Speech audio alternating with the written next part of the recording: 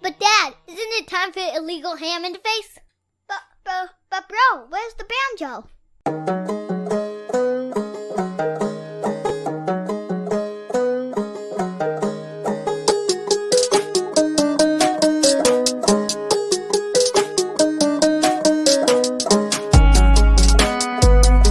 Some Cleveland sports shows try to give you hot takes, but only one can give you a big old piece of hot ham.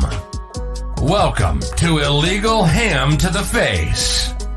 Talking all Cleveland sports. And don't forget our Fat Boy Tuesday, where we also ham it up with some fun food topics. Without further ado, let's serve up some ham. Here are the Ham Boys. Fatty, Big Bri, and my cousin Vinny.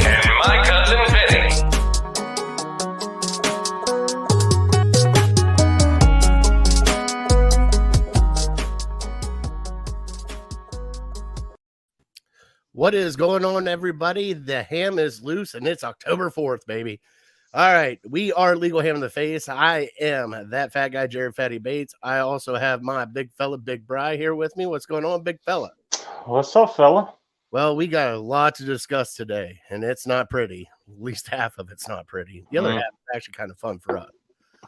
But to start out our show today, we always got to thank Harold Keel and the Lake Erie APA. I have some shirts to give away. We have a trivia question, and Bri, just a heads up, it is a Gardo's trivia question for you today. Oh, boy. Okay. So everybody get down on your Guardians trivia. Harold Keel has got shirts here. We have a white, a gray, and a white shirt that we are giving away today. If you can answer the trivia right in the comments, because Bri can't see the comments, and only I can. If you answer this trivia right in the comments, you get a free t-shirt shipped to you, courtesy of Harold Keel and the Lake Erie APA. Also, Bri, this Sunday, we will be downtown. I don't know if you're 100% confirmed yet, but I will be there. I think I'm going to be there. It's trending that way. So I did have a question. The mac and cheese, what time's that taking place? They normally do it around like 10:30-ish. Oh, killing me. Why so early? Maybe 11. Okay. Because they start shutting down the tailgate. They start packing away stuff at like, I think noon, 12:30. So people can start walking to the game. Sure. So just giving you a heads up. I'm not 100% for sure. We can ask. Okay. We can ask. Yeah. I'll probably make an appearance. If it's at 10:30, I don't know if I'll be there in time. I'll probably stop at a different one beforehand and then walk over. But yeah, if it's like 11:30 or something, I'll be there for sure.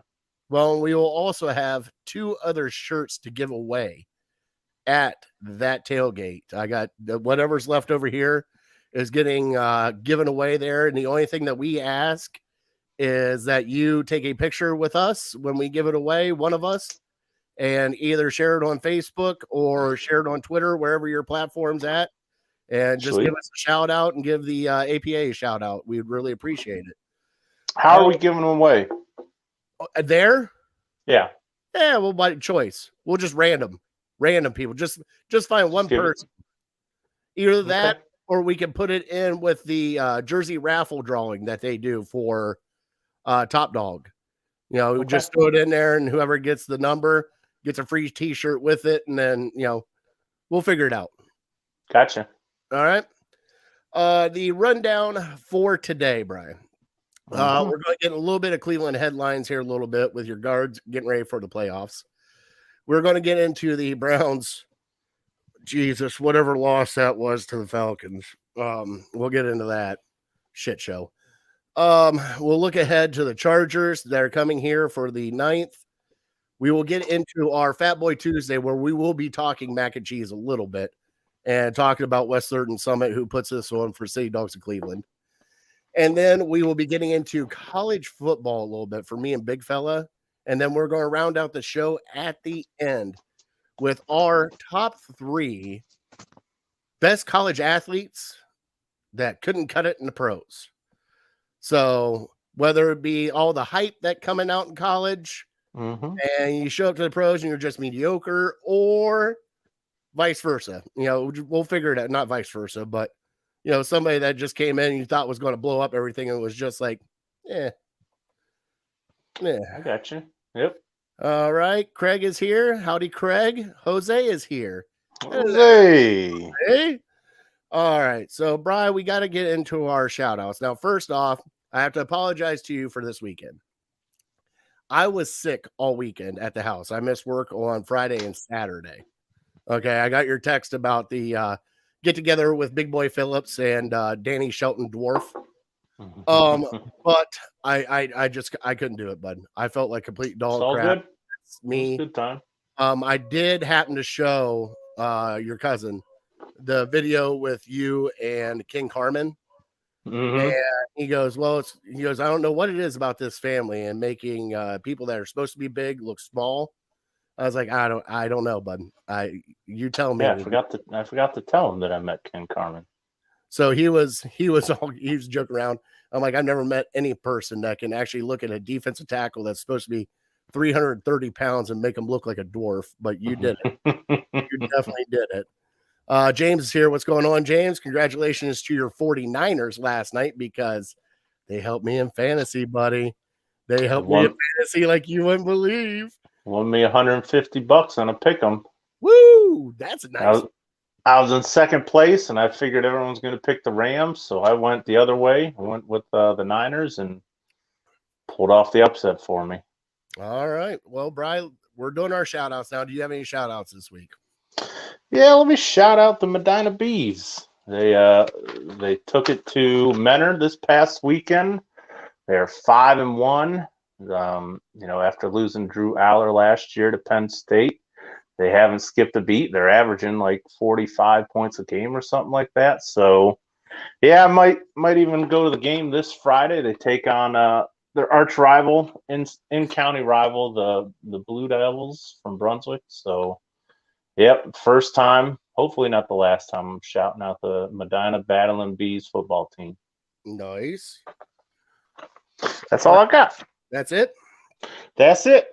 All right. I got to shout out my little ones, my little heathens, which I do have the me and twin shirt. Oh, yeah. Me, little battery that my wife got for me at Twins Days. Nice. I didn't see that. I got to shout those two little knuckleheads out because they just colored up in their belts for Taekwondo. So, Bri, watch out. You might get a karate chop the next time they see you. Just a chop. I ain't going to mess with that. Little crane kick. You wouldn't believe what they've learned, Bri. They're going to come off the top rail at you like Jimmy Superfly Snuka. You won't know what to do. I got to shout them out. I got to shout out my mom who got the keys to her new house and has moved in now.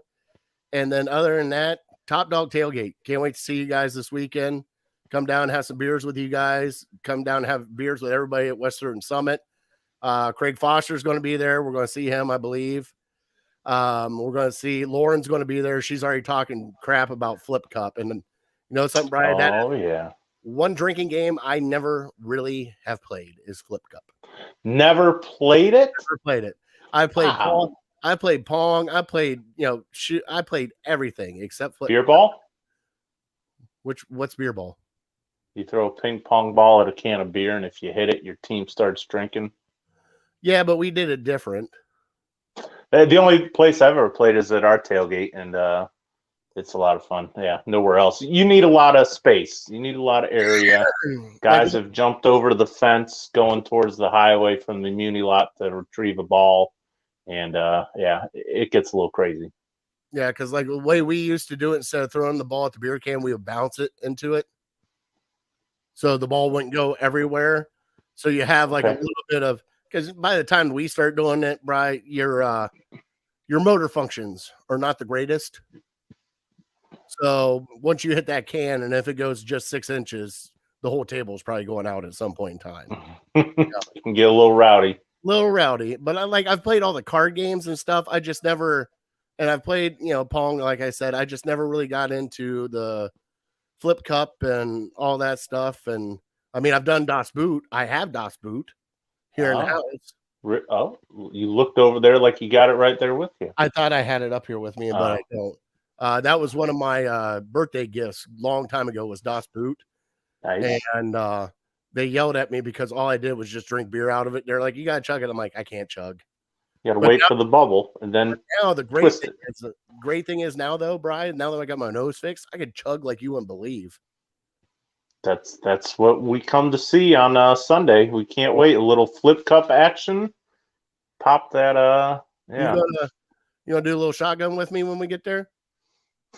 I can do that. I can All do a right. shotgun. It's been a while. It's been a long while since I've shotgun a beer, to be honest. Mm-hmm. Same here. But I'm ready. I'm ready. Jose, we know you can chug. I want to see that. Well, I don't want to take care of it afterwards, but I want to see it. And Jose says, I play those games. Let's go drinking. Yeah, Jose, you play those games. You play them, or at least try to play them. But how much is it for Uber from Beechwood down to the Muni lot? I don't know, but I'm about to find out from my side. $40 maybe? Yeah, $30. It's probably less than that. I mean, if you drop him off at a bus station, he'll be good. I don't trust that. He said he's played every single one of them and he can chug. So looks like we're gonna have Jose come down with us on Sunday. How would you like that, buddy? There you go. I can't wait. All right. Well, Bri, let's kind of sort of rip off it's not ripping off the Band-Aid yet. We're not there yet because we got trivia time coming up. Trivia. Your chance to win a free Lake Erie. Let me pull this bad boy up here. Lake Erie APA Pool Players shirt. Right there. Nice. Right. Established since 1979. All right. So, Bri, let me play our wonderful. I got, it's weird when you don't have the hands here you need, and just gotta.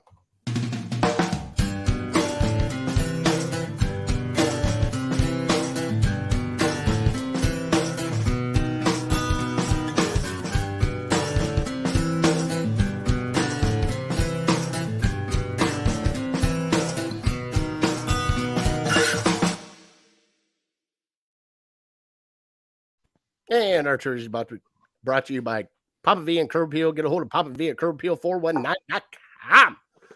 All right, Brian. Chance to win a Lake Erie APA shirt. You ready for this, bud? Let's do it. All right. Your Cleveland Gardos are going to the playoffs. And your star third baseman is tied for 20th in single season RBIs with the number 1 overall RBI leader in a single season for your Cleveland Guardians / Indians. Can you name that player? Yeah. There, it's probably the beer. I'm going to blame it on the beer. I'm lost. So who is Ramirez tied with for RBIs? The same person who holds first place. Who holds first place? Okay. Overall, Jose is tied for 20th right now with him in a different season. Okay. And he also holds first place for the Guardians or for the Guardians / Indians. Guardians / Indians. So the leader who leads the Guardians Indians in RBIs in a single season. In a single season.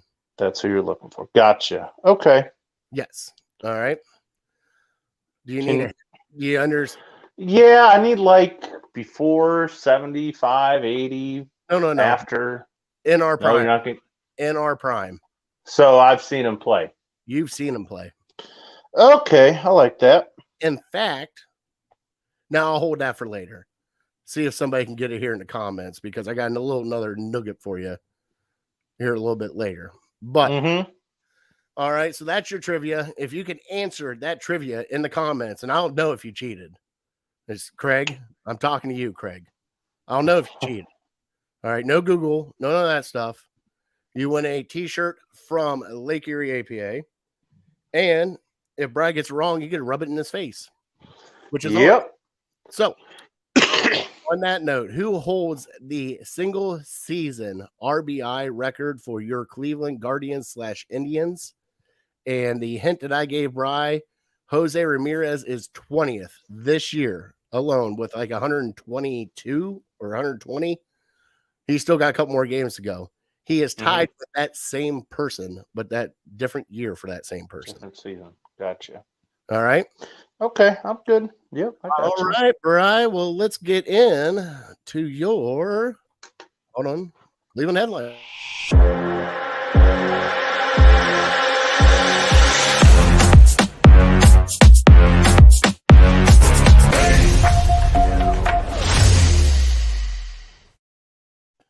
Now, James had his first question in, and he is wrong. But James, it's not putt once. It's putt twice. We're like the Price is Right. You get a second putt at it. So you get one more swing at it, and if you cannot correct, you are out. So you get one gimme because of Fatty. Fatty gives you one gimme. What's going on, Toby? I'm sorry, I didn't mean to say it. Got to keep that hush hush. Is that his real name? No. We're not. All right. Yep. Nope. Never mind. All right. So your headlines: the Cleveland Guardians start a 3-game series with, I believe, Tampa or Seattle. And I told Bri to remind me it's either one of them. We don't know which one yet. Some things have got to play out for us, but it starts Friday. And I believe Shane Beeper is on the hill, and Chris Bam is wrong, and Craig Foster is wrong on the trivia. Strike one for you two. All right. So right now with them going on, I guess they sold out Friday and Saturday and Sunday. Kind of a coin flop, but how awesome is that we get a playoff series, an actual series, not a playing game, not one game. We get 3-game series to see if we can move on and play. I think it's the Yankees. So all the games are in Cleveland? I'm not 100% sure. I thought I heard something about that as well. I know you saying it might be because the format and everything. Because beforehand, I knew when they used to do the best of 5. It would go 2-2-1. Yeah, 2-2-1. Now that it's a best of 3, I'm not sure because it'd be kind of stupid if they're playing Seattle and it's a Friday, Saturday, Sunday series. Right. And then they're flying Saturday night to Seattle or whatever. Right. But also, we don't even know the game time yet, I don't think. Because it's either 1, 4, 7, or 10 or something like that. 1, 4, 7, or 10. So, I don't know, but I'm excited. Playoff baseball is back here again in Cleveland, and it's going to be a great time. And I'm telling you what, I feel bad for the people that we have for candidates for the end of the year awards with Quan should be the rookie of the year. And I'm telling you what, right now, Tito Francona, I know he's done it before. He's done all this stuff. But to have the youngest team in baseball with all the rookies and all the call-ups that he has and to get this team to the playoffs, you got to look at him as manager of the year. You really do, Bri. And it's something special to say that we have him here to stabilize this franchise along with the front office. And it's Tito, I can't thank you enough for everything you've done for the Indians organization. You could have gone anywhere you wanted to, and you chose Cleveland, and you stayed in Cleveland. Thank you. So, Bri, how you feeling over there about our playoff chances? Yeah, I don't know how you give it to anyone else in the American League. I don't know if anybody else is more deserving than Francona. Certainly, based on expectations going into the year and where they ended up, he's got to be a no-brainer. As far as the playoffs go, it sounds like maybe, hopefully, we might get the team that we want to play, and that's the Rays. I know, be careful what you wish for, and it's not going to be a gimme or anything slam dunk, but they're a little banged up. I know they just got their stud pitcher back. Another week ago, 2 weeks ago or something, he pitched against us last time we played him, but only for a couple innings. So, yeah, to get them, I think they're primed for the taking. Seattle, I mean, I'm not afraid of any of these teams, to be honest, but yeah, they just had a tough series with the Rays, and every game came down to like 1 run or A couple of them went to extra innings or something. It seems like we played a ton of extra inning games this year. I don't know if that's different from other teams in the league, but man, but it gets them used to playing these tight baseball games, and that's what it's going to be in the playoffs. It's going to be, I mean, we remember from years past, you're on the edge of your seat every pitch. You drop down by a couple runs, you think the world is collapsing. If you go up a couple runs, you think you got it in the bag. So you kind of just have to be patient, and you got to do something that the Browns haven't done yet this year, and that's stay focused for the entire game until you can put it in the W column. So yeah, I'm excited to see how they're going to react. They've kind of surprised me up to this point. So, I know that the young team like this in the playoffs, they kind of have to take their lumps, or sometimes the stage gets too big for them. But who knows? This team has shed all the other stereotypes based on the young teams in the Indians Guardians past. And so I'm looking forward to seeing what they do with this opportunity. Well, Brian, we have our first shirt giveaway winner. Chris, again, Craig Foster is the first one to answer it correctly. Congrats. Now, Craig, are you coming to West 3rd and Summit for the mac and cheese contest? Because if you are, it would save me some stampage, and I could just give it to you there, because I think you might be coming. So let me know in the comments. Congratulations, Craig Foster, who won the trivia. Now, Brian, you have not answered it yet. Nope. But we do have a winner. And so I just wanted to let you know we had a lot of guesses, but we have a winner finally. So, Craig, congratulations. You get a Lake Erie APA t-shirt along with another little goodie I got set back here that nobody knows about. So, Brian, before we get, I'm trying to delay it because I don't want to. Please do. Yeah.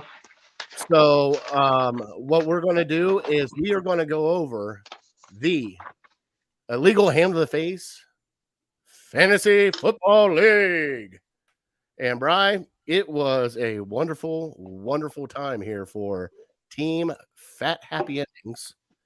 I was barely up against Team Big Meat, and he had Matthew Stafford going last night. Oh boy. He had a 93% chance to win. And guess what, Bri? He got a whopping 6 points. Gotta love it. What'd you win by? Fat Happy Endings wins 103-99. All right. Wow. Team Span wins against Harold. Harold is in his team right now, so he's got Yep, I saw that. Harold 131-110. The fantasy football team beat the Wonder Years 146-127. Bri. Team Big Rod beat Big Bri 140-117. Wow, look at that. Phillips got one. The Portage County Prostitutes 114 over the Juice 106. Wow. Baldy Locks had a great week at 156. And Dog Pound Boys, Craig had a 113. And then Cleveland Lyman Lounge 152 to Giggles 91. So the leaderboard after 4 weeks, you have Giggles, Span, Dog Pound Boys, Football Team, Prostitutes, and Fat Happy Endings at 3-1. A whole bunch of teams at 2-2, and 2 teams at 0-4. Brian Loveless and Harold Keel at 0-4. So, hey, there's still time. There's still time, bro. It's one of those times. I won't go through the excuses or anything. Sometimes you just don't have a good showing. So I got nothing to say. Now I do have to throw in one more because I don't want to. Craig is here. I'm in. Craig invited me into his fantasy football league, and I kind of just stepped on him into the dirt. But I beat him 158-122. And buddy, it was merciful what I did to him. And I got to go back and take a look. Here it is. Nope, one more. Where's it at? I hate it when they actually switch over and they don't show you the actual butt whooping that I gave him. Brian, how do I do this? Yeah, I don't know. I mean, what are you looking for? There You it just gave us a score. Well, I beat him 158 to 122, but I think my kicker had like 22 points. Who's your kicker? The Minnesota kicker, I think. Really? Yeah. Greg Joseph. Yeah. Our old buddy. I think that's who I have. So, Yeah. Everybody knows the air is lighter in London. all right. So I'm going to try. I was coming, but girlfriend's sick. Okay, I get it. Let me know. And then worst comes to worst, I'll send out the shirt to you. Okay, buddy? Chris, did you set a max 2 QB on the roster on purpose? Bry, yes, he did. Bry did. Yep. 14 teams means 28 quarterbacks. Everyone can't afford to have 3. So, believe me, as the owner of Dak Prescott, I would like to keep him, but I couldn't afford to do that, so I cut him loose. I think Harold picked him up. Wouldn't surprise me. Harold's sneaky like that. Yeah, well, it's fine. I mean, hey, you got to make tough decisions. I got Trevor Lawrence out of it, so Now, 1A, 1B. Now, this I don't know if this is breaking news or not, but Tom Brady is getting divorced. So we'll see about that. It wouldn't surprise me. It wouldn't. Hey, he wants to play football. His wife doesn't want him to. Well, you gotta learn Seems like a big riff. You gotta learn when to hang them up, Brian. When you come in looking like you've been in a salt mine working for like 3 weeks straight and coming out looking like an alien, there's something wrong with you. He saw how weak the NFC is. I mean, it's there for the taking. They're definitely ain't nobody running away with that. Aaron Rodgers barely beat Bailey Zappi. Oh shit! He said it's true. Check it out right now. It's the news right now. Well, guess what? Breaking news here on Fat Boy Tuesday. Well, we've delayed it long enough. I suppose we should give them what they came for. I don't want to do it, Brian. Mm-hmm. All right, we're going to do it. We gotta forget and move on. All right. Well, that's what we tried to do last time, and it was a quick one. This isn't going to be quick or painless like the other one. Your Cleveland Browns horribly lost to the Falcons. They had the game in check. Brian, I did put a tweet out at the end of the game, and there is nobody to blame right now for me except for coaching. And it is coaching like you wouldn't believe, and it's glaring obvious, and it's painful now that I see it. And I didn't want to actually like be that hard on the coaching, but there's certain things that are happening now where you need to kind of look yourself in the mirror and see what you're wanting to do with this team if you're a coach of that team. Brian, what did you take away from this game? We did have it pretty much in the bag. I think Mariota only completed 7 passes. Mm-hmm. Like, how do you lose that game, Brian? That's the big mystery to me, to be honest, because I really don't feel like we played that bad offensively, and I don't feel like we played that bad defensively outside of them running the ball 14 times down our throat and stealing our soul. Outside of that, and of course that giant play that we gave up in the fourth quarter, but I think that's a result of them just running it, and you not being able to stop it. Everyone's first step is going to be towards the line of scrimmage. So when, oh crap, they're actually throwing the ball, now we got to retrieve. So I honestly, I can't really put the blame on anybody other than to say, our defensive line is just not good enough. I mean, we just don't, Isaiah Thomas got in there, made a little bit of noise.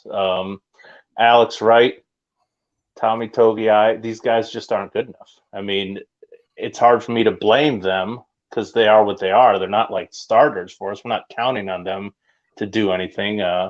Jordan Elliott made a play here or there, but yeah, they're good. They're a good rushing offense, and you missing Garrett and Clowney, I think that's what lost you the game.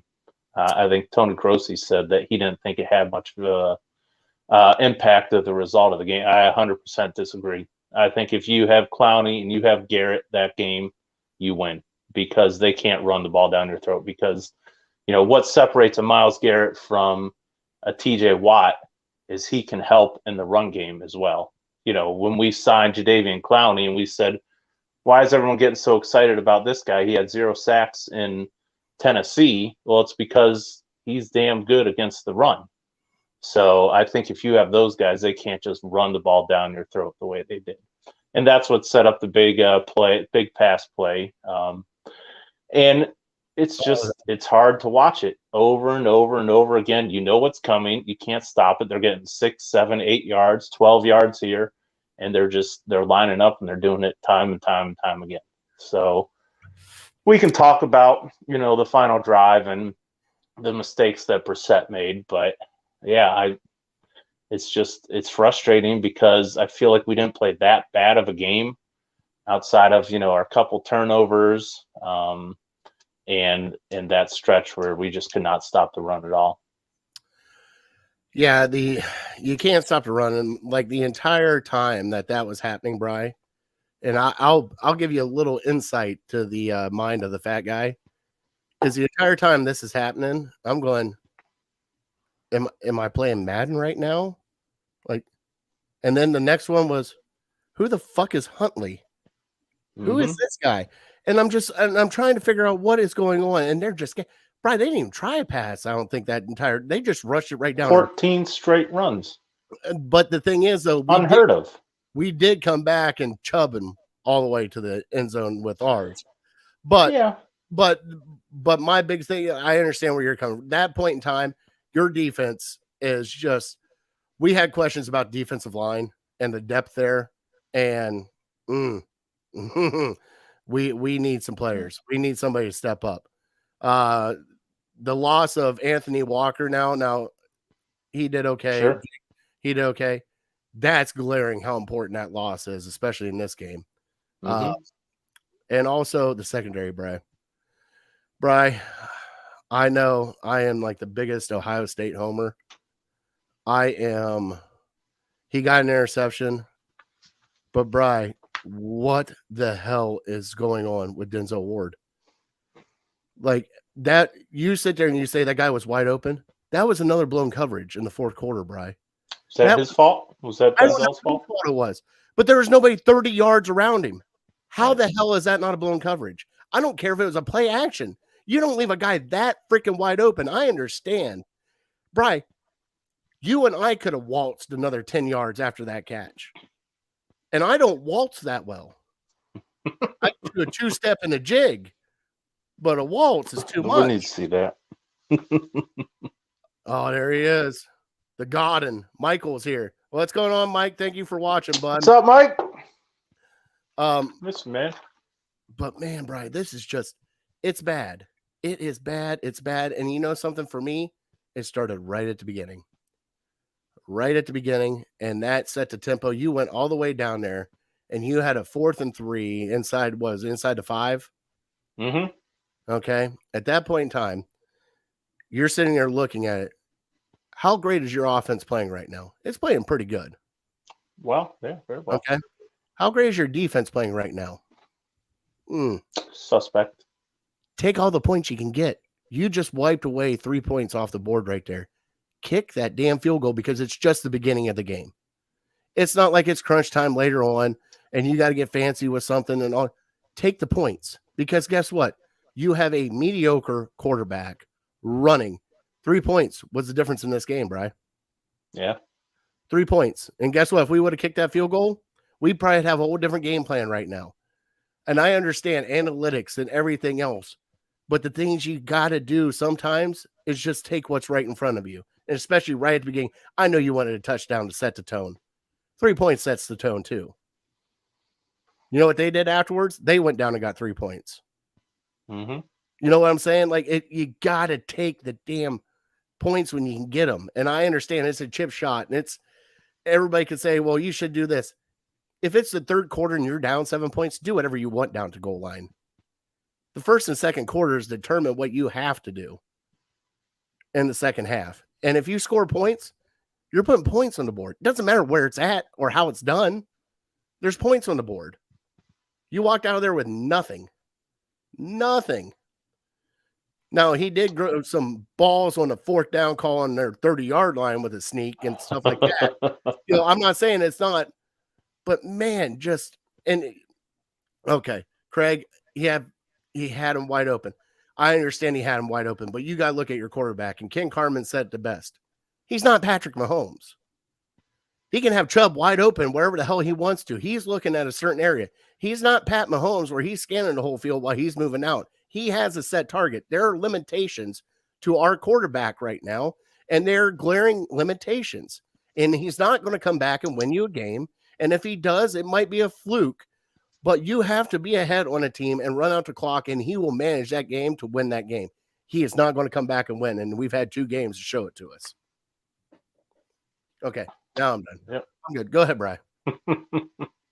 Yeah, I say I'm not going to blame and go nuts over the coaches, but I think certainly there's probably 5 to 10 play calls offensively and defensively where you could certainly blame the coaches because, yeah, like you said, to go for it there, questionable, and then Brissett to just throw it out of the end zone. I know he said he was trying to throw a high ball in a Njoku or something like that, but I'm not buying it. Yeah, just fire it in there or try to run it yourself or just throw a jump ball up or something, just to give you a chance.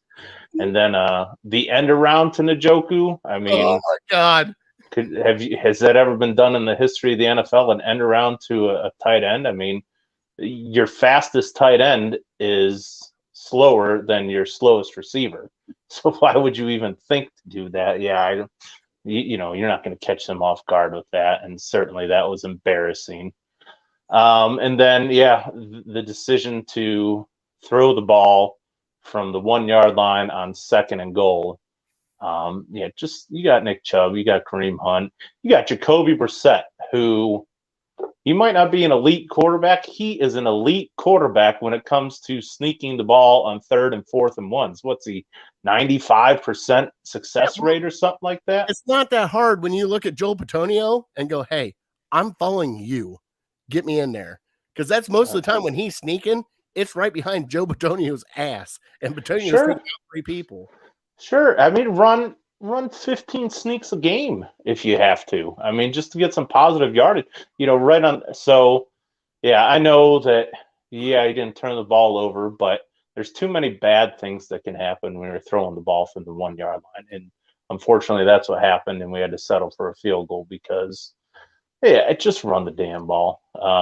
And so, yeah, if it worked, we're not talking about it. But, I think there's a lot of cases like that to where it didn't work, and so we're left scratching our head. So it was frustrating all around. If we win that game, we're saying thank goodness, and this and that, but we lost it. So there's so many things that we can point to. That final drive, I don't know what happens to Brissett if he just freaks out in those situations and he feels like he has to make a game-winning play. Just take what the defense is giving you. It's 3rd down and 23, and you don't have to get it all. If you get 10 or 15 yards, we're in field goal range, or even 8 yards or something. We can at least have a crack at it. He's treating 3rd and 23 like it's 4th and 23, and the same thing happened in the Jets game. They're dropping 8 guys into coverage, so they're not going to give you a whole lot. So I don't know what he's thinking there. His only 2 turnovers of the year have come in those situations where he plays outside himself.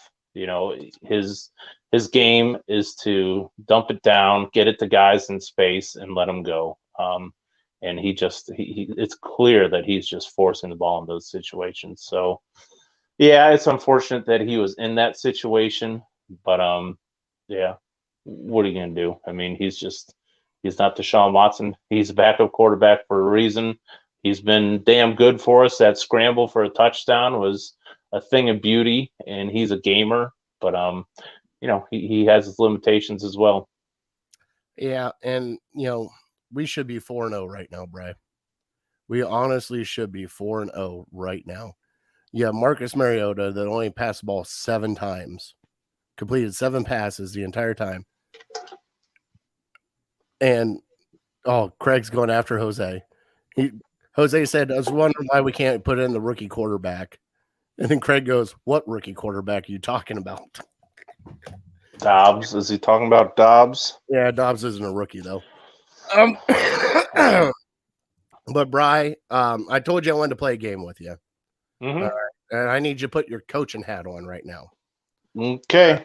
With that beautiful beard of yours and your dour stare, you're Coach Stefanski right now. I'll take that. And I am Phony Fatty from Fat, and Fatter. All right. Yep. All right. So, Mr. Stefanski, why are you trying to be so cute with these tight end arounds, the 14 tight end screens on 3rd and 33, and the only rushing Nick Chubb 15 times in a game where he could just bowl over everybody? Teams are going to be focused on your rush, and they're going to try to take it away. And so you have to get creative in the plays that you call. And, we know Jacoby Brissett is not going to outduel some of these other guys. I know, most of the quarterbacks he's played have been replaced or about to be replaced, but we feel like we have to do something extra. We have to catch these defenses off guard because they're going to be expecting a heavy dose of Chubb and Hunt. And up to this point, the screen game has worked very well. Up to this game, we just didn't execute. And, it's just something that we have to continue to work on because I think the opportunities are there if you can do them in the right situations. So going to continue to, concoct these different plays. They've had success. Chubb and Hunt, certainly they've done their thing and number 1 rushing team in the league, but you have to have a little wrinkle, and especially when your defense or your offense is not at full go, you have to come up with these trick plays, as you might call them, to get the defense off guard. All right. You say that to soften up everything. Why not do some RPO screens out to Anthony Schwartz, who is your fastest person, instead of hand the ball off to David Njoku? I mean, if the preseason proves one thing, it's that they don't trust Anthony Schwartz.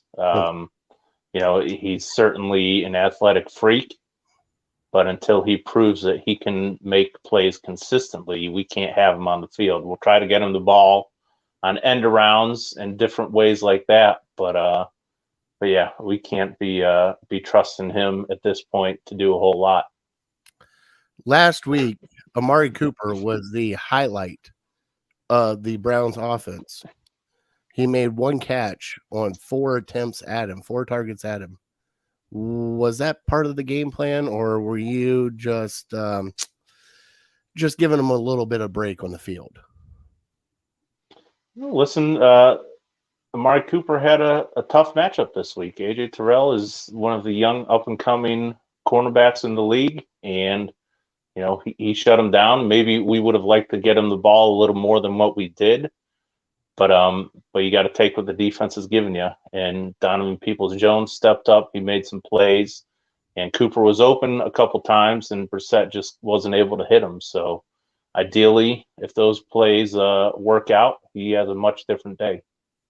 All right, and last question for the offense. Do you believe in your 4th round pick, Cade York? Absolutely, 100%. Okay, all right. Why don't you use him?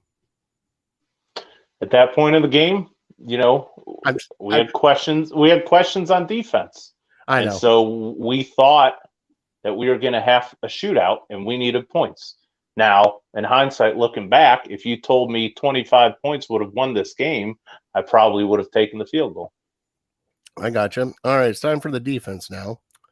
Is anything going to fix our run defense, Bry? Getting healthier. That's the only thing that's going to fix it at this point.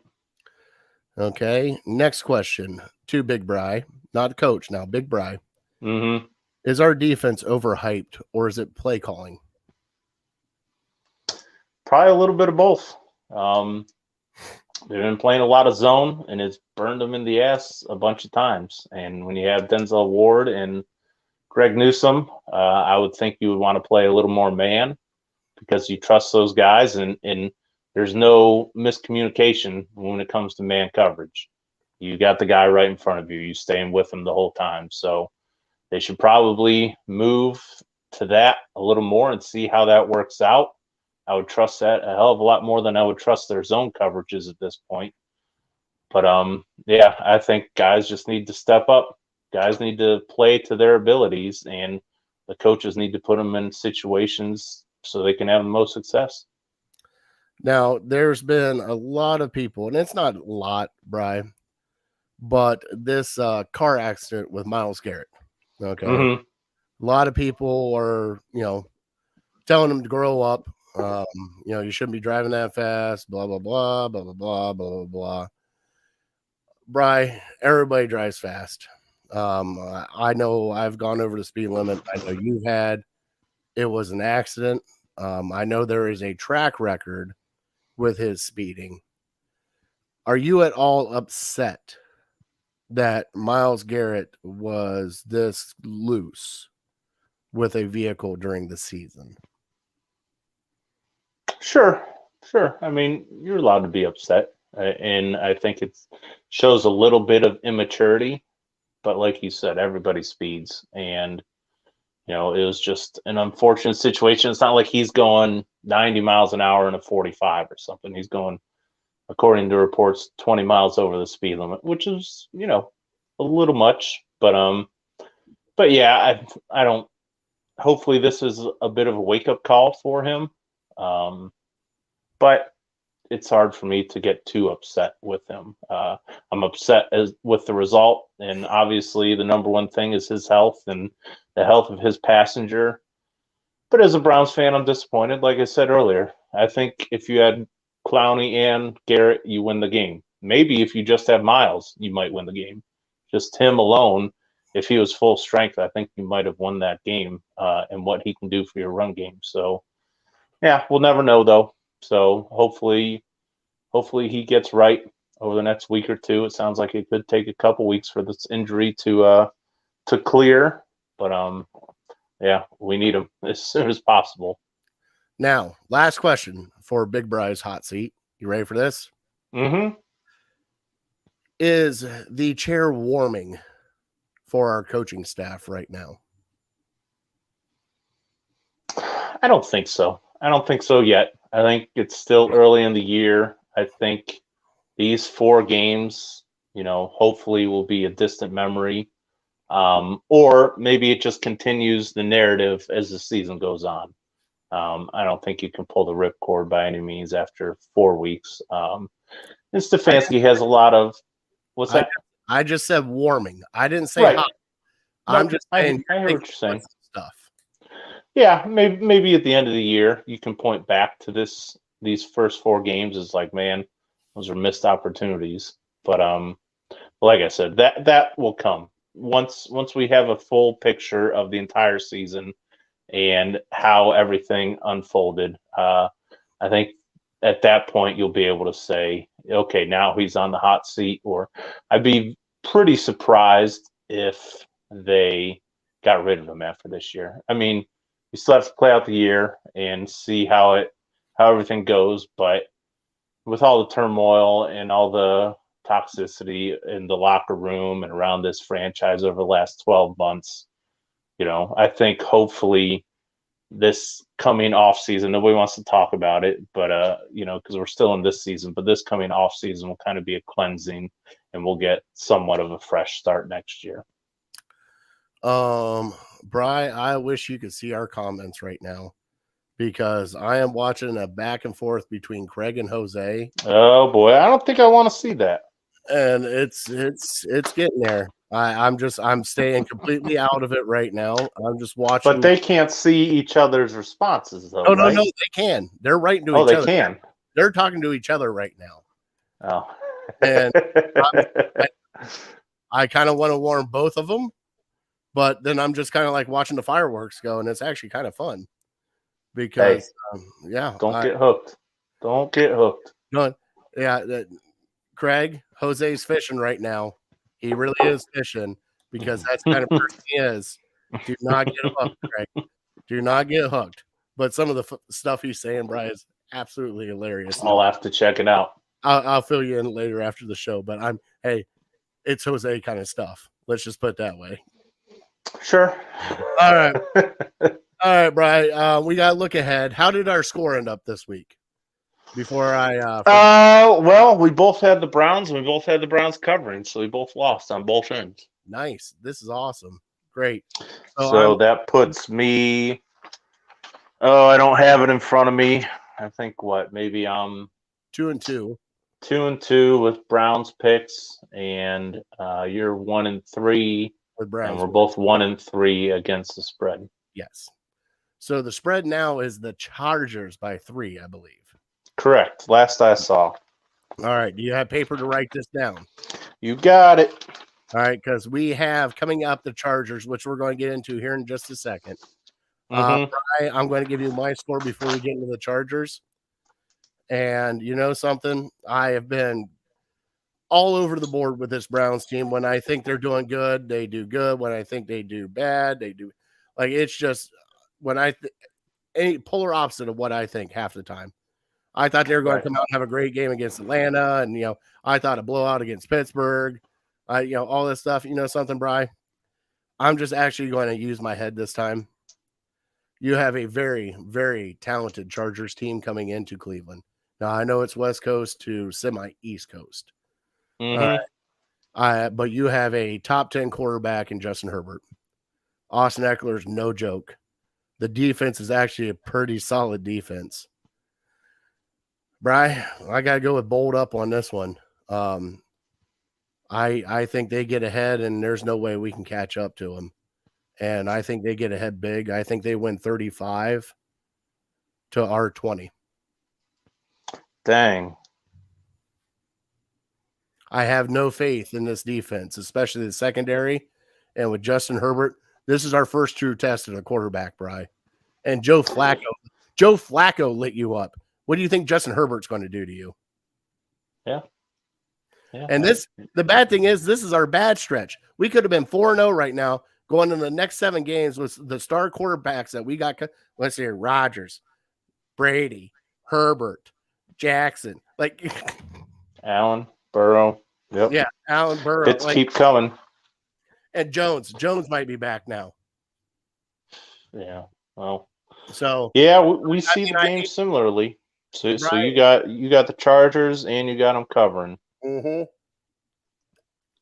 Yep, I'm right there with you. As you were talking, I wrote down my score, and I wrote down 31-20.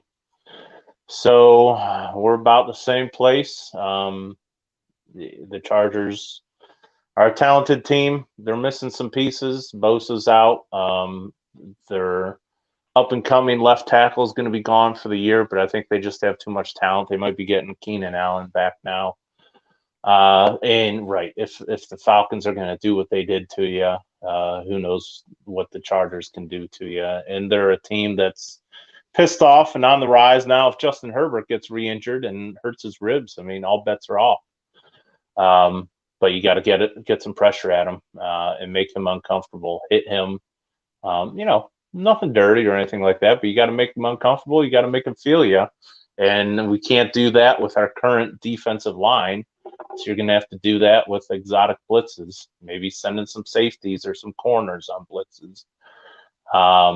Test that young left tackle that they got playing. So, yeah, it's I don't know. The Browns play better as underdogs. They've been favored in 2 games, and they lost both of them. They might have been favored in the Pittsburgh game. I'm not sure. Yeah, they were favored in the Pittsburgh game. Yeah, but they were coming off of a huge embarrassment, so it was easy for them to get up for that one. So it's almost like they relax a little bit when everyone's picking them to win. That's the most frustrating thing in the world. Like, you couldn't believe it. And yeah, honestly, with like a really good coach with Belichick or something, there's no chance we're not 4-0. Because no way he lets them blow the game against the Jets, and he has them ready to play against the Falcons. So yeah, Stefanski's got to everybody's got to step their game up, because you're going to need a damn near flawless game. You're going to have to win the turnover battle by maybe a couple to compete this week, I think. And everyone's saying how great Justin Herbert is, and he's not quite there yet, but he's still damn good. So you're going to be tested. If he can just sit back there in the pocket and pick you apart all day, that's going to be a big problem. And we obviously saw that our rush defense isn't that great. So I don't know. It's a little scary thinking about the end result, but we'll see. We'll be hopeful. And Bri, I think right now, your Cleveland Browns have really the whole team. Offense, Chubb has played great. Offensive line has played great. Everybody's on the offense. I'm not too concerned about, but defensive wise, special teams and coaching, you got to take a look in the mirror. We're 4 games in now. This is the first quarter. It's time to reevaluate and kind of take a look and see what's working and what's not. And like Bri said, this zone isn't working for us. You're going to start playing man, press them. That's what supposedly our corners are great at, is playing man coverage. We'll have to see. But the secondary, the 2 keys for me right now, Bri, the secondary has to play flawless. We cannot give up another big play. It just can't happen. You give up a big play to this team, this game's over, because they're going to cut you with it. And on offense, I love the 1-2 punch that we have with Kareem Hunt and Nick Chubb. But even watching this past game, Bri, Chubb is a different animal than Kareem Hunt. And he is your best player on this team right now. And you got to feed him. You gave him an extension. We've been monitoring his carries. We've been doing everything we can do to keep him healthy, everything else. Time management's going to win you this game, and you're going to have to ride that back of number 24 and ride it hard and let him go. Bri, this is the time. You got to let the leash loose. You got to ride him to see what he can actually do, because I'm sure he can play 3 downs every down. I'm sure he can. And then trickle in when he does get tired, trickle in Kareem Hunt. Give Kareem Hunt his 10 touches that he needs. But he doesn't need 15 to 17 touches. Kareem Hunt doesn't. Nick Chubb needs those now. And it's time for Nick Chubb to take a part of this offense and run it down everybody's throat. So I really do think it's time to unleash the beast.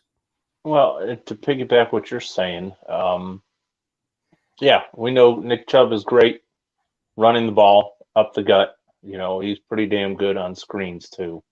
And the reason nobody drafts him high in fantasy football is because he doesn't catch the ball much. Throw him some passes in the flat. Run him man on man with a linebacker up the middle of the field or something. Get him the ball in space. Everyone's putting 8-9 guys in the box, and Nick Chubb's still making things happen. Get him the ball on the flat out, towards the sidelines, something like that, without a design screen to get him the ball. What the Steelers did with Le'Veon Bell for all those years. Big Ben just dumped it down to him and said, go make a play. And let's start doing that with Nick Chubb. Nick Chubb can catch the ball. I mean, he's had drops in the past, but not more than any other running back in the league. No, and I completely agree with you 100%, Brian, because you want to know why? That man has led, since he's been in the NFL, has led the NFL in broken tackles.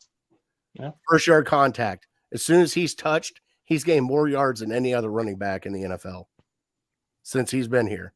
Derrick Henry's close, but that first, they can't tackle him. Once they get around his hips, he shakes them off and he goes, Brian, he is just one of those guys that he is not going to take a loss unless it is just something completely wrong with the offensive line. He's fallen forward for 3, 4, 5, 6 yards every time.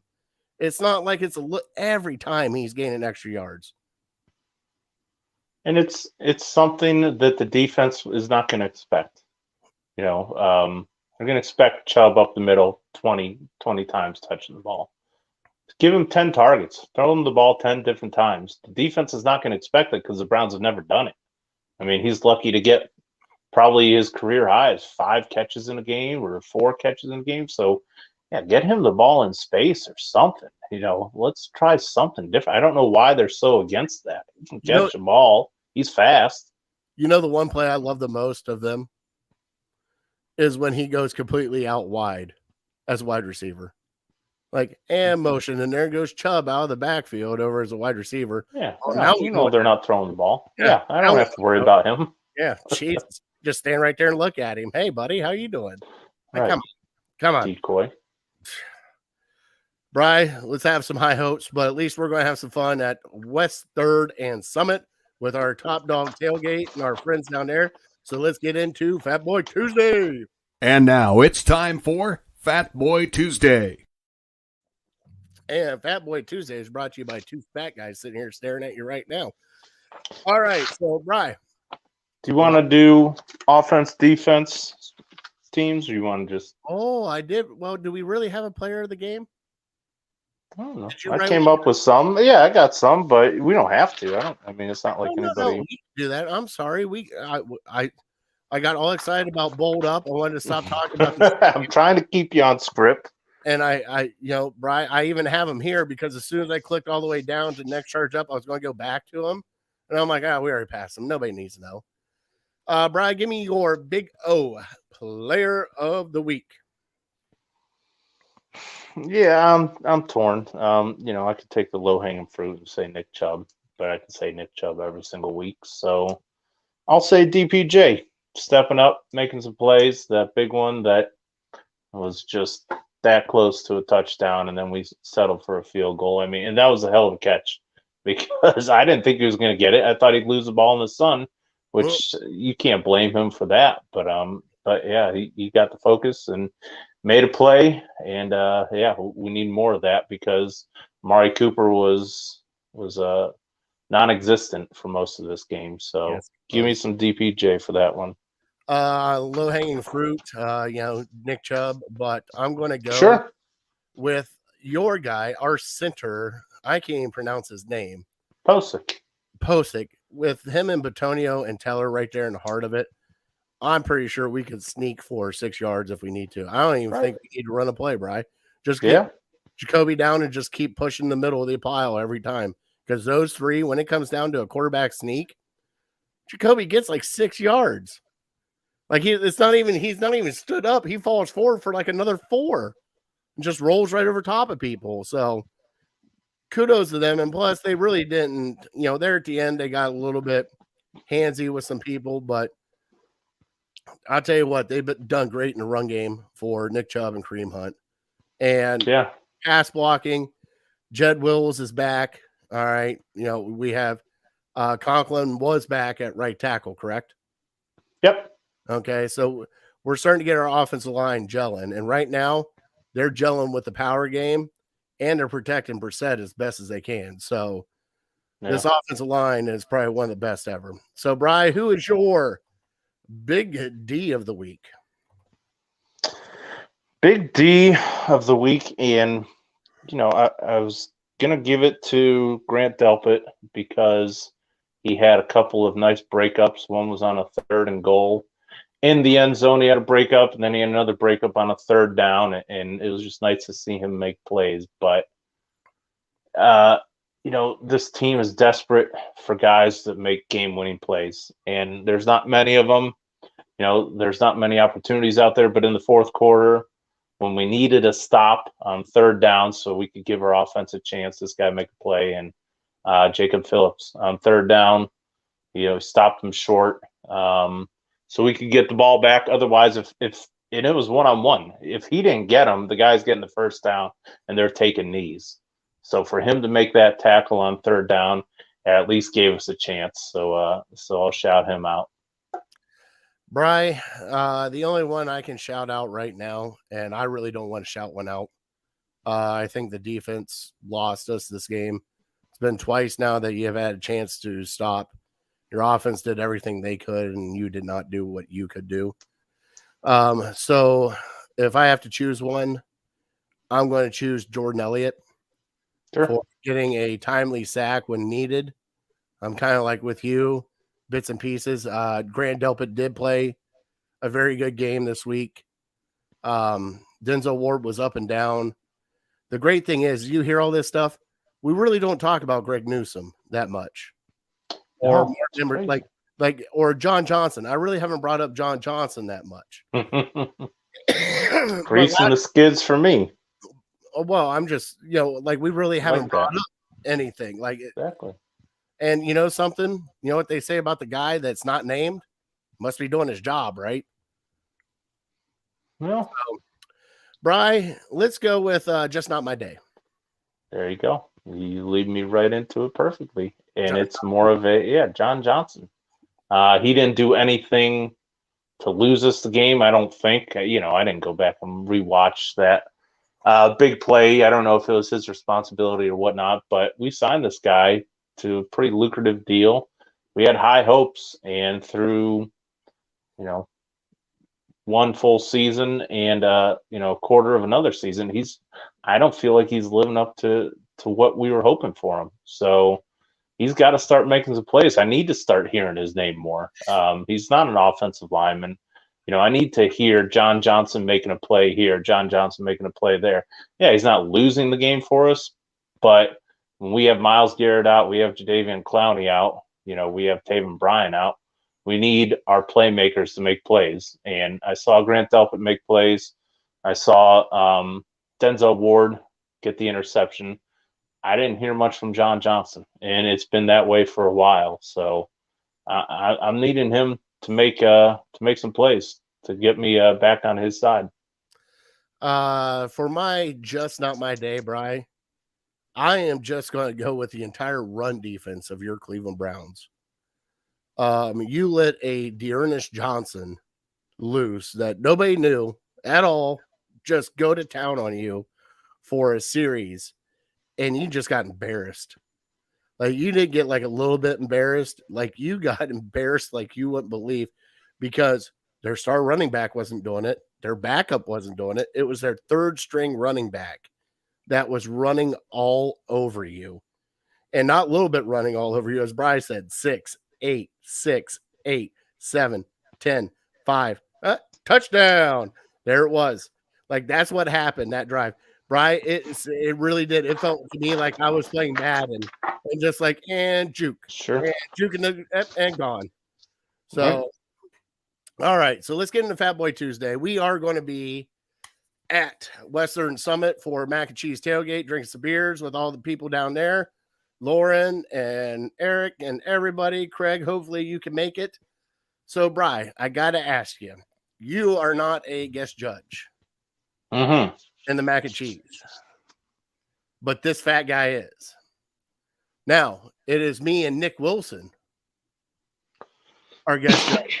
Nick Wilson from 92.3 The Fan, and two other guests. So right now we have the classic mac all ready to go, but we need a super mac filled out. So if you make a super mac and cheese, and what I'm saying like super mac and cheese, I'm saying like lobster mac and cheese, like a super specialty mac and cheese, not just a classic couple, 2 or 3 cheeses, and this is what you're going to get out of it. I'm talking like something like last year, Brian, when I had one, the one that floored me was a dill pickle mac and cheese. Floored me to the ground because the Parmesan dill pickle, it was absolutely fantastic. We also had a short rib mac and cheese last year. Okay. I think Lauren won the classic mac and cheese because she just did a regular classic, but it was like 6 cheeses, and Brian, it was so good. It was so good. But like they go out, like we've had a buffalo mac and cheese was there. What else? We had a chorizo mac and cheese. So the mac and cheeses, I mean, he's doing. So last year we had 8 per category. I think this year we're having 10 per category. I'm not sure. So it's grown a little bit. But I want to know your go-to mac and cheese, Brian. Like if you had to make a mac and cheese, is it like a Kraft box? Is it a Velveeta chosen cheese? Do you like bacon in it? Yeah, I'm good with, shells and cheese are probably my favorite. But the Stouffer's is too good. My mom makes a mac and cheese in a crock pot that's really good. But if we're talking about like a specialty mac and cheese, you mentioned buffalo chicken. I think that's got to be up there towards the top. Probably like a chili mac and cheese would be pretty good. That was another one that we had was a chili mac. I think like a pulled pork mac and cheese would be damn good. And then the other one I thought of was like a chicken bacon ranch mac and cheese. I think would be pretty good. So any of those, I would be going back for seconds with them. And I think what maybe some people don't do, but I think would be a nice touch is like maybe you crumble up some Cheez-Its or Goldfish or some sort of cheese snack, Doritos or something. Smash those up and kind of sprinkle them on top to give you a little crunch. I think Cheetos, who knows? I don't know how crazy you want to get with it, but I think that'd be damn good. Now, Bri, I did see one, and I am not flaming hot guy. I like spice, but I don't like spice to the point where it's miserable. It's got to have good flavor. Mm-hmm. And I saw a mac and cheese. All right, Bri, you ready for this? With the flaming hot Cheetos on top. Mm-hmm. Oh, yeah. It was good. It looks so good, Bri. Sounds good. Jose said seafood mac and cheese. I've had a lobster mac, and lobster macs are good. Okay. All right. But he can't eat it because he would die. But no, kind of like what I look for in mac and cheese, just so everybody knows for my judging preference. One, the noodles got to be good noodles. All right. They got to be shells. They got to be nice little macaroni noodles. However, whatever noodle you have, it's got to be cooked right. Because if that noodle is not cooked right, that changes everything for mac and cheese. Okay. Mm-hmm. Number 2, if you're going to put cheese on it, put some fucking cheese on it. All right. I don't want the edges with some like raw noodles. All right. No. Make it cheesy to be cheesy. That's what it's supposed to be is mac and cheese. I'm not supposed to get like a little bit on the outside where there's nothing on it. And I'm like, well, what the hell is this? All right. And number 3, you cannot go wrong with flavor. And it could be any kind of flavor because guess what? I'll eat anything. I'll even try stuff. They'll be like, all right, well, I got you a porcupine mac and cheese with a side of gopher. I would try a bite. No, thanks. Bri, I said a bite. I Okay. didn't say a lot of it, but I would try. Fur on it? But you got to, if you're doing a super mac, I want a super mac. I want one that's going to make my shoes fly off the bottom while I'm eating it. Like I want some good super mac. All right. What won the super mac last year? Do you remember?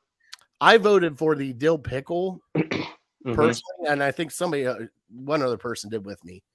But I believe it was the chili mac and cheese won it last year. Gotcha. Okay.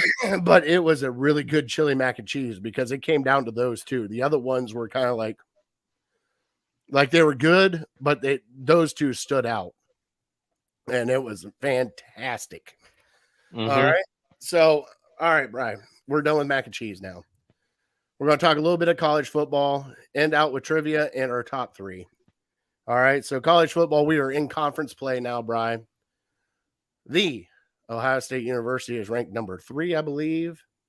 And Michigan University, I believe, is ranked 4th. All right. That's all right.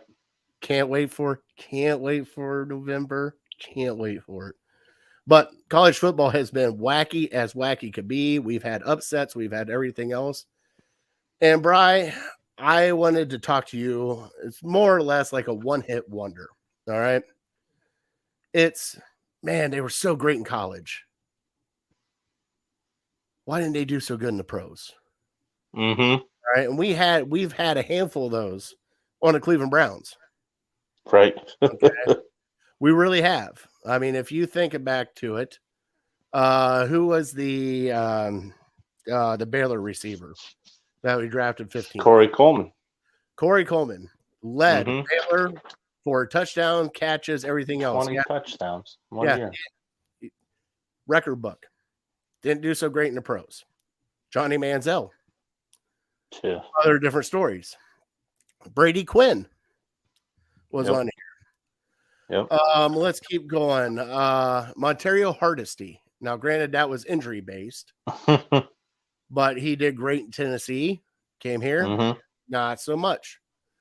Josh Gordon, great Baylor wide receiver, not so much. Terrell Pryor. I'll bring Ohio State people into this, Brian. Ohio State quarterback, tried to switch it up and play wide receiver, which he probably should have done in college. Any Hooters. Lived up to hype. He was okay. Oh, just okay. Oh boy, here we go. Now we are getting ready. Craig Nally's here. What is going on, Kevin? There he is. What's up, going on? Kev? Hopefully we get to see you Sunday down at West Third and What do you Summit if you're coming down say? to tailgate with us. Sure. So Bri, name off some names that you thought that were kind of like high and mighty, and then we'll get into our top 3 right after it. Okay. Yeah. So we're coming up with guys who were damn good in college and just didn't live up to the bill in the pros. Reggie Bush comes to mind just because He had a solid career, though. He really did have a solid, but he No, wasn't like he wasn't like same with Tebow. I put Tebow in the same category. I mean, just one of the best in college, and then just I don't want to say just a guy because that's a little disrespectful, I guess. But I don't think they made any Pro Bowls. So to be at the top of one level and then next level, you never get to that peak, not even for one season. So I'd put those 2 guys in there. RG3, he was just a freak athlete. Obviously, injuries played a part in his demise a little bit. I think it played a huge role in his demise. I mean, I thought he was going to take the Washington Commanders somewhere, and then he blew out his knee, and he just wasn't the same quarterback. He had a slight frame, and he just wasn't built for taking NFL hits. And sometimes you have that. So when I was started thinking about this, I was thinking about like some of the best guys that we've seen in college, and I wanted you to come up with a guy. I thought maybe you'll name a bunch of Ohio State guys. I'll name a bunch of Michigan guys. So give me the best Michigan player that you remember ever seen in your lifetime in college, and I'll give you best Ohio State player that I remember seeing. If you want me to go first, I can because I kind of sprung this on you. No. You got one? Yeah, probably one of the best I've seen, especially in college. Charles Woodson. Okay. Is probably one of the best. Close second would be, at least for an Ohio State fan, me talking, Mike Hart. Mm-hmm. Like he just, there's something about every time he played Ohio State, he just did something. Yeah, didn't do anything. And then probably last but not least, you got to Desmond Pose, but Desmond Howard was something special too.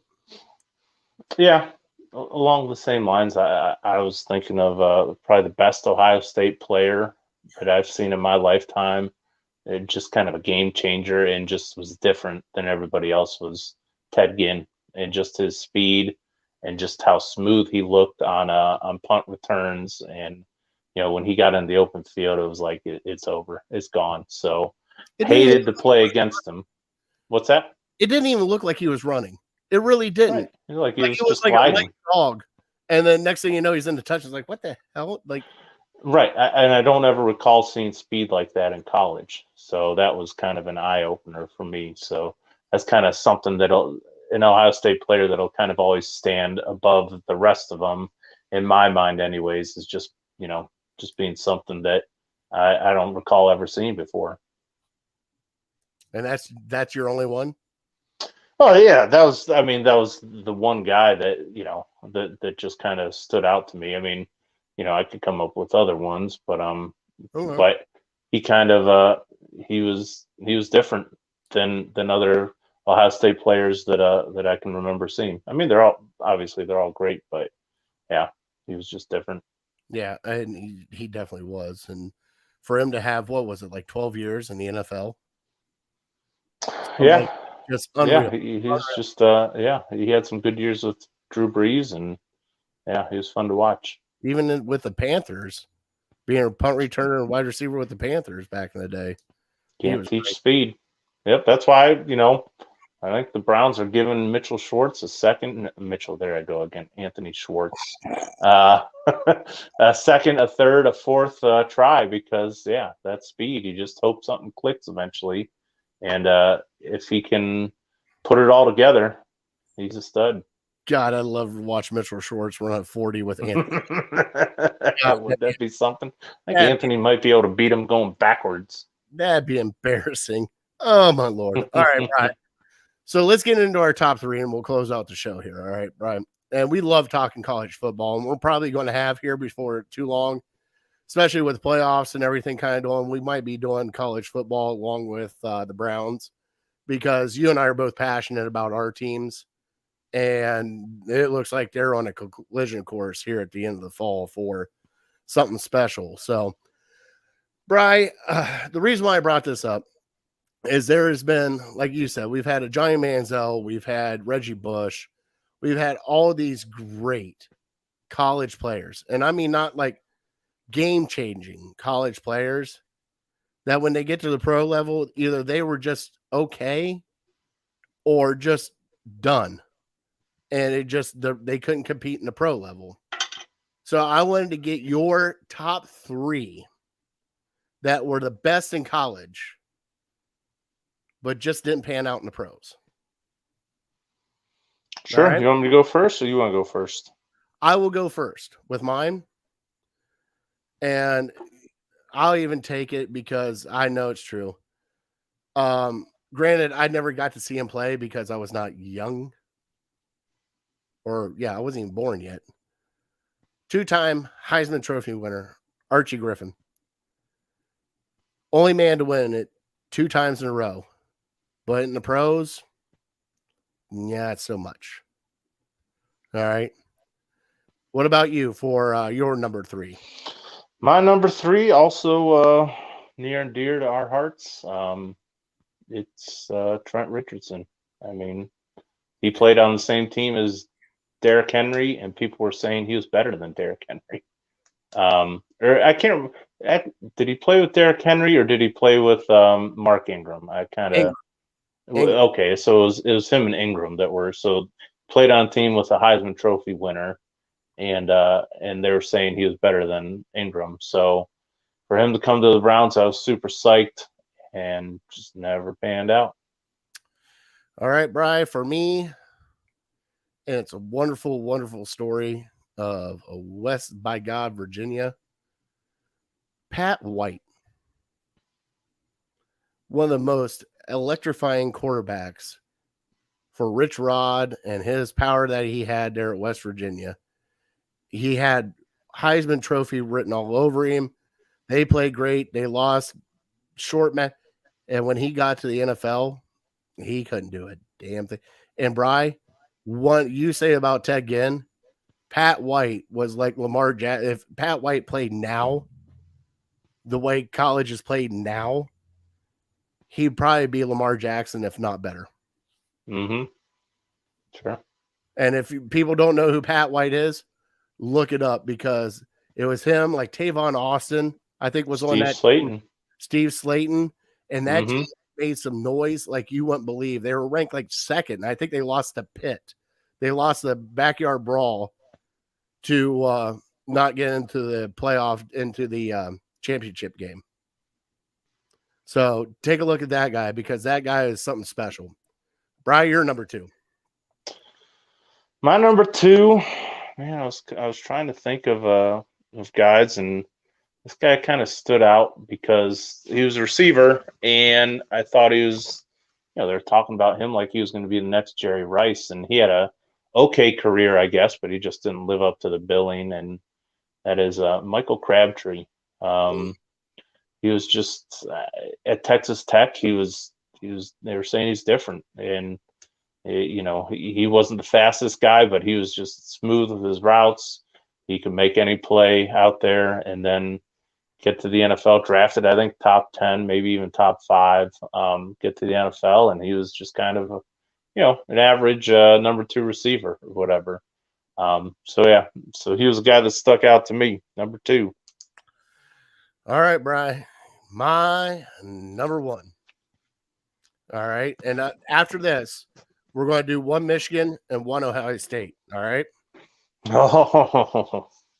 No. One like for you, Michigan, a Michigan player that you thought was going to be the great shit. Okay. Didn't turn out. You know what I'm saying? Gotcha. Yep. All right. My number 1, Brian, Tim Tebow.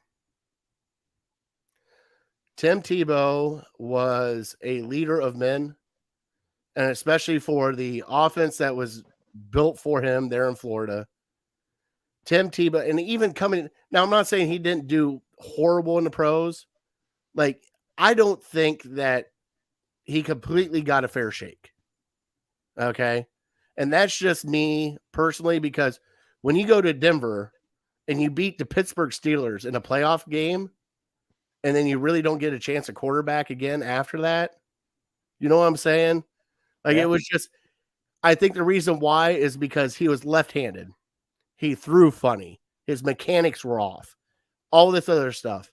But what he had is what most people don't have, and it is the will to win, Brian. Yep. He wanted to win. And when he wanted to win, he did whatever he could to win. And that riled up his team. Brian, he could have had a broken nose, go back in there and finish the game. Like, he was that kind of guy that it didn't matter what it was, he would do it. It would just. Yeah. I don't know if I've ever seen a quarterback or a football player that had more of an it factor than him, because, like you said, he would have games for the Broncos where he would be like 4 of 16 or 6 of 20, and they would still win the game. And it's just willing your team to win, getting your guys to rally around you. You got them to the playoffs, and you thought he had a bright future, but then they had a chance to get Peyton Manning. So who's not going to take that? And then that was the end of Tim Tebow. Nobody really gave him a chance after that. And personally, I think it's maybe a little bit of the Kaepernick effect, where your persona, your character is just so big that it's going to create such a distraction, and your talent just doesn't match up with the distraction you're going to create. So, he wasn't given that second chance. So, yeah, I'm with you. The guy I had at number 1 was a guy that, man, I was so high on, and I'm kind of blurring the lines a little bit of, draft prospects and great college players. But this guy, I wanted the Browns to draft him so bad, and they didn't get a chance to, because he got drafted, I think, 2 overall to the Raiders, and Robert Gallery out of Iowa. I know he's an offensive lineman, so you don't think like, man, he was so great in college and just didn't cut it in the pros. But I thought he was going to be Joe Thomas before Joe Thomas. And then it turns out he didn't make it. He had some injury issues. They moved him to guard to try to get him to work there, but he just, for whatever reason, couldn't cut it. But, man, he was a stud offensive lineman. I mean, for an offensive lineman to be drafted number 2, you don't see that a ton. So, just for whatever reason, didn't work out for him. All right, Bri, one Michigan player that you thought was going to be king shit in the NFL, and it didn't happen. I'd have to just, because it's close to my heart, Braylon Edwards, drafted number 3 overall. Yeah, but wide receiver. He was a Pro Bowler, though, wasn't he? Yeah, but nobody gives him that kind of credit. I mean, honestly, he's one of the best Browns since they've come back, but nobody gives him that kind of credit. Yeah, 1 year he was a Pro Bowler. Let's see. If you're not letting me use Braylon, I'll say. Let's see. I don't know. You go ahead. I'll come up with another Michigan player. I have two. Okay. Mm-hmm. My first one, and it's an X factor, Maurice Clarett. For Ohio State, when he came in as a freshman, and Bry, I honestly think if everything would have happened for him and he tried not to jump, or the administration didn't have it out for him or anything of that nature, I think Maurice Clarett would be in the same kind of sentence as Henry Chubb. Like he had it. And Bry, it wasn't flashy. It wasn't anything special.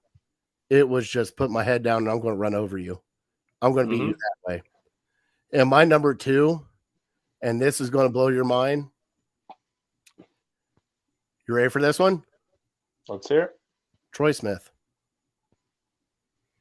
I thought Troy Smith, after his Heisman year, and the way that he lit up everybody, and then he gets to an LSU.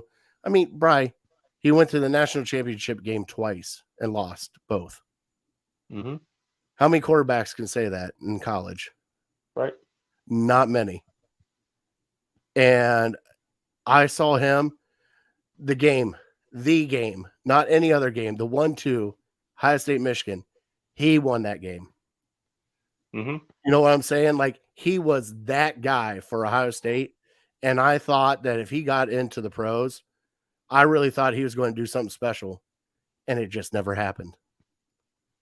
Just never happened. I think if you need any more further showing that the college game and the NFL game are different, look no further than Troy Smith, because he dominated in college, but you knew because of his size that it probably wasn't going to translate to the NFL. Like I remember when he won the Heisman, Kirk Herbstreit saying like the Browns need to think about drafting him number 3 overall. And, it was maybe caught in the moment a little bit because I don't think he was drafted to like the 6th round or something like that. Yeah. But yeah, it's just the same thing with Tebow. You would think Tebow with his accolades and everything that he's done, he would be a surefire, top 5 pick. He didn't go till 25. And people were surprised that he went at 25. They're like, man, they're kind of taking a big swing on this guy. I thought he went earlier. I thought he went like 15 or 16. Who, Tebow? Yeah.